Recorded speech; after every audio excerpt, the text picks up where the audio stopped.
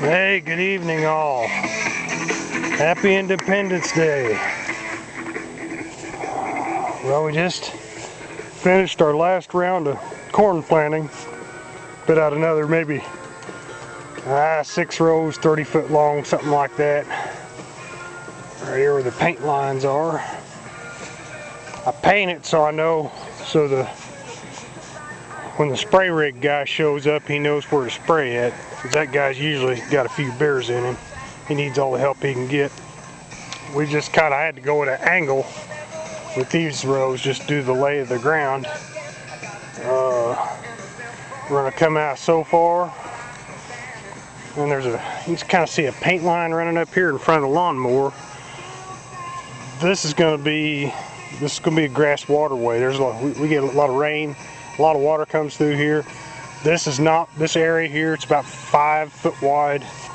This doesn't get planted or sprayed. This will just all come in here with a lawnmower and mow it. And that'll help keep that from washing out. And that's a common practice, been done for years in farm fields. Works.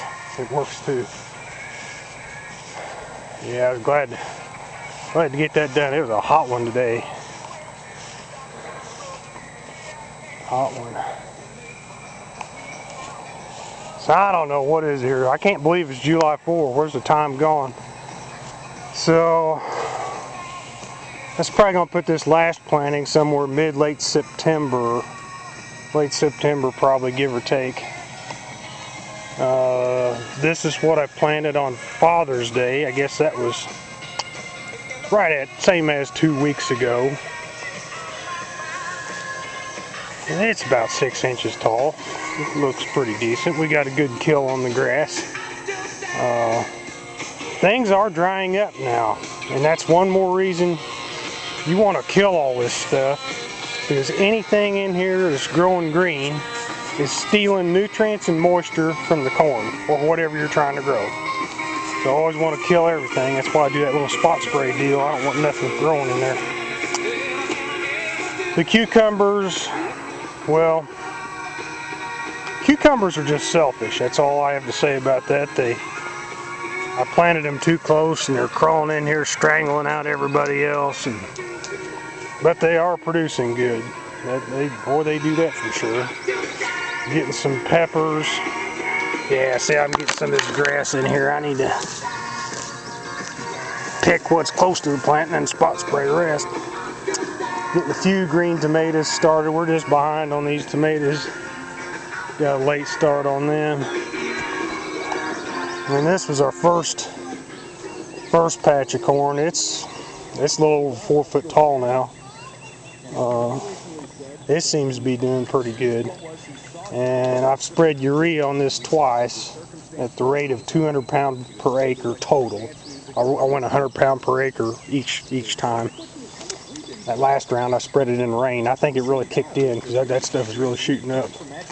There's a few stalks in there that's about 5 foot tall. These hot, humid nights, I think it grows an inch or two a night. So I'm happy with that. It's starting to shade. Starting to get some shade in there.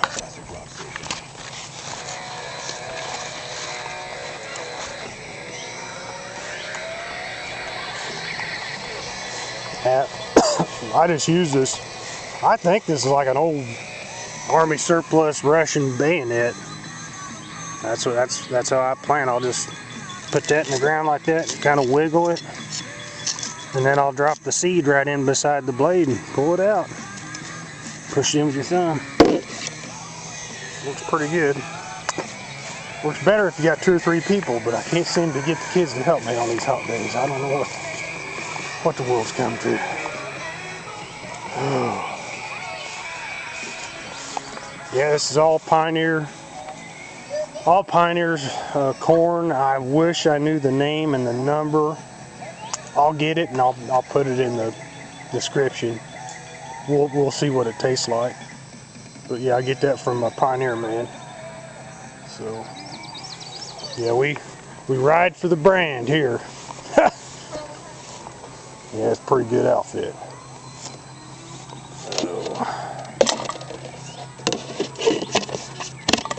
Put my corn planter away. That's something I would like to do next year. There's always next year. I'd like to rig me up maybe a little 2-row. I've got some old Allis Chalmers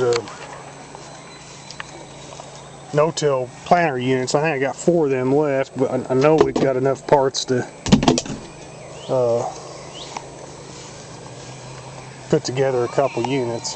That'd sure be, and make it go a lot quicker. But yeah, that was our garden update for this evening. So I need to get a fence put up around. I'm thinking about going, everybody tells me around here go with electric fence about 6 inches off the ground. Because these raccoons, they'll wait like the day before you want to pick it, and they'll get in there and rip it off. So I haven't noticed too much evidence yet, but they're pretty smart animals, and they'll be in here. So probably gonna have to go with electric.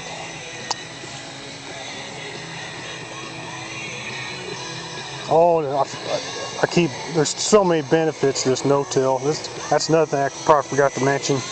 This ground in here is kind of rocky. I mean, a lot of sand rock on the surface. Then we've got limestone up in the hills here. But you go working this up with a garden tiller, or you plow it and then disc it, and you're just gonna have nothing but rocks on top, and that's where that no-till's nice. I mean, you just leave them rocks in the ground where they belong. Because a lot of times I'd go down with that knife and inch and a half, and I'd hit a rock. It might be something big, it might be a pebble, but I'd hit it. Whereas if you was tilling it, that stuff just shows up on the surface. So that's another good benefit. But yeah, we're starting to, it's drying out. We're needing a little bit of rain yet. It wouldn't hurt. I haven't looked at the forecast. But on some of these outer rows, they're not showing it bad, but it's kind of there, right there. See how he's kind of curling? He's wanting to drink. He's getting ready. He's getting a little thirsty. Ain't bad yet, but yeah, there's one that's kind of curling. He's wanting to drink. He's growing fast.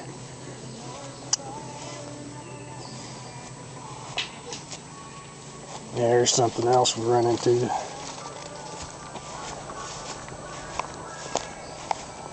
Got a pretty good little berry patch here going. The wife and the daughter, they like to pick these berries and we got recipes for them. We got a ton of these this year. I just kind of bush hog around these little patches.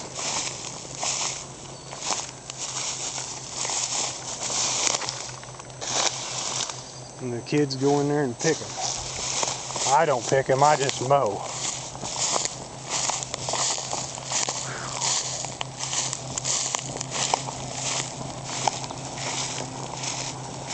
Well, folks, it's about beer 30. I've had a long day and we're going to turn in. You guys have a great 4th of July weekend. We'll see you.